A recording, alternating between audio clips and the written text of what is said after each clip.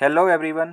इस वीडियो में हम डिस्कस करेंगे कुछ एब्रीवेशंस के बारे में। अक्सर आपने दवाइयों पर कहीं कहीं लिखा दिखा होगा आईपी लिखा हुआ होगा, है ना। कहीं आपने देखा होगा बीपी लिखा हुआ है, कहीं पे आपने यूएसपी लिखा हुआ देखा होगा।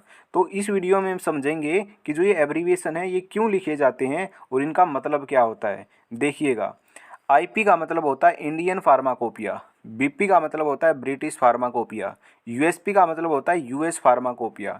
एक्चुअल में जो ये फार्माकोपिया होता है ना, ये एक बड़ी सी किताब होती है। इसमें 4000 से 5000 तक इतने पन्ने होते हैं। यानी कि एक तरीके से लगा लो, ये फार्माकोपिया एक ग्रंथ होता है जिसके अंदर दवाइयों के बारे में डिटेल जानकारी लिखी हुई होती है। जैसे कि दवाई का क्या यूज है, क्या इसके साइड इफ़ेक्ट है, क्या इसकी इंट्रैक्शंस है, दवाई बनाने का क्या प्रोसीजर है ना। ये दवाई कहाँ से ऑब्टेन हुई, इस दवाई को किस तरीके से स्टोर करना है, कौन कौन से केमिकल टेस्ट से पता चलेगा कि यही दवाई है। तो ये सारी की सारी जो इन्फॉर्मेशन है ना दवाई के बारे में, वो इन किताब के अंदर यानी कि फार्माकोपिया के अंदर लिखी हुई होती है। ठीक है, तो फार्माकोपिया बेसिकली एक मोटी सी किताब है जिसके अंदर दवाई के बारे में डिटेल इन्फॉर्मेशन लिखी हुई होती है।